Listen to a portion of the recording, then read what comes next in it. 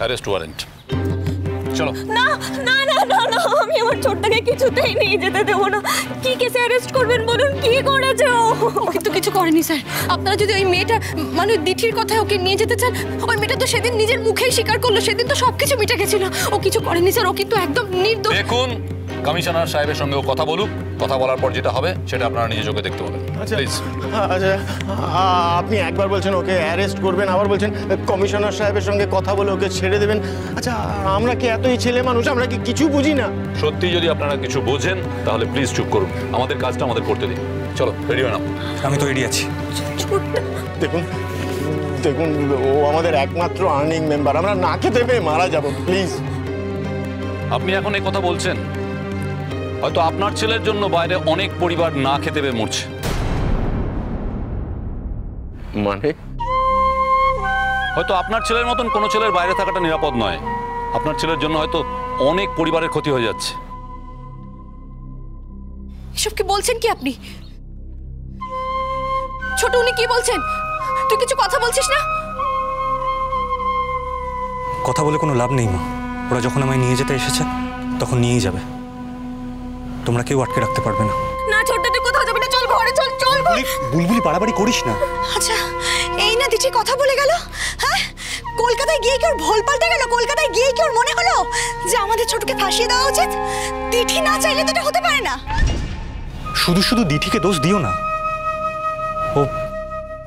ও না চাইলেও এটা হতে পারে। না, কখনো না, কখনো না, আমি তা বিশ্বাস করি না। আমার ছেলেকে যেখানে নিয়ে যাচ্ছেন আমরাও যাবো ওর সঙ্গে। ওকে আমরা একা কোথাও যেতে দেব না। আপনাদের নামে এখনো অ্যারেস্ট ওয়ারেন্ট বেরোয়নি। যদি বেরোয় আপনাদেরকেও নিয়ে যাব। শুধু নিয়ে যাব না, গাড়ি করে নিয়ে যাব। আর কমিশনার সাহেবের সঙ্গে কথা বলার পর আপনার ছেলের কোথায় জায়গা হচ্ছে সেটাও আপনাদের জানিয়ে দেওয়া হবে। চলো। তুমি আমার ছেলেটাকে আটকাও, তুমি আমার ছেলেটাকে যেতে দিও না, তুমি কিছু একটা করো। চুপ করে দাঁড়িয়ে থেকো না। মা, তুমি শুধু শুধু কেঁদো না এইভাবে। আমি তোকে যেতে দেব না ছোটু, আমি তোকে কোথাও যেতে দেব না। শুধু শুধু কান্নাকাটি করো না। আমি একদিন ঠিক ফিরে আসবো। আজকে আমার জন্য তোমাদের যে মাথা নিচু হলো, একদিন সেই নিচু মাথা উঁচু করার শপথ নিয়ে গেলাম আমি।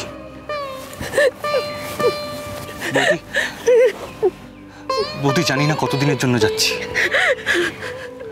তোমাদের বাইরে কাজ করতে একদিন আমি বারণ করেছিলাম, কিন্তু আজ আর বারণ করার কোনো উপায় রইল না। বৌদি, মা বাবাকে একটু দেখো। তোমার উপর ভরসা করেই আমি। তুমি দেখে নিয়ে ছোট, আমি তোমাকে বলে দিলাম ওই দিদিকে আমি ছাড়বো না, ছাড়বো না ওকে আমি। এইসব মেরে না এরকমই হয়, যেখানে যেরকম সেখানে সেরকম, সেরকম রূপ ধারণ করে। আমি ওকে ছাড়বো না। দুদিনের মধ্যে সব ভুলে গেল, সব ভুলে গেল দিঠি। না বৌদি, দিঠির কোনো দোষ নেই, ও কোনো দোষ করেনি। তাছাড়া দিঠির কোনো উপায়ও ছিল না, আর যা করেছে ও নিজেও করেনি। যা সত্যি তা তো সত্যি। আমি কিছুতেই মানি না, কিছুতেই না, কিছুতেই মানি না। আমাদের কিন্তু অলরেডি অনেক দেরি হয়ে গেছে। আমার ছেলেটাকে ছেড়ে দেবেন তো?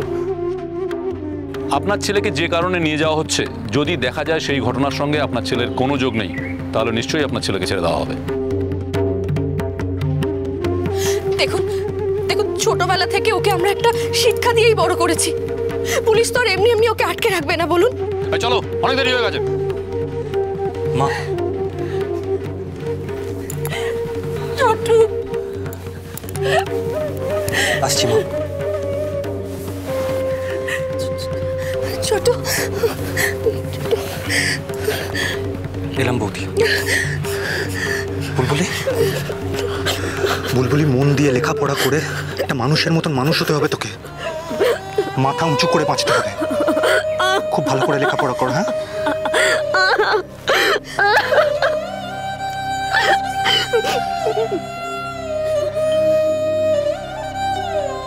বাবা।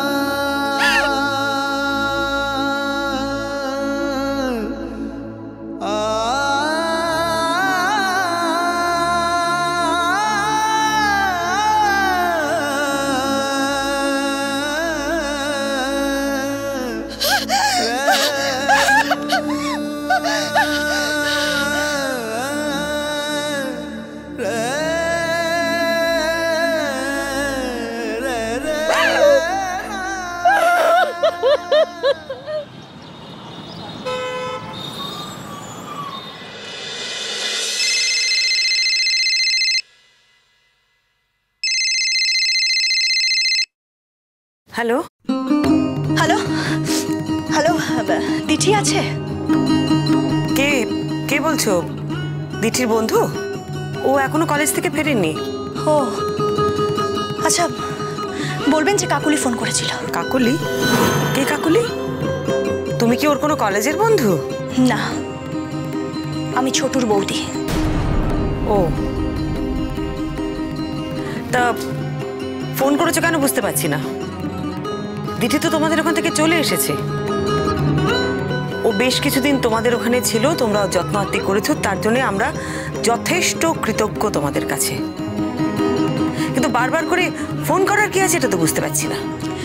হ্যাঁ, একটা কথা জানাবো বলে ফোন করেছিলাম। আপনার মেয়েকে আমরা আশ্রয় দিয়েছিলাম তো, তার বিনিময়ে যে উপহারটা আমাদেরকে দিয়েছে সেটার জন্য থ্যাঙ্কস বলবো বলে ফোন করেছিলাম।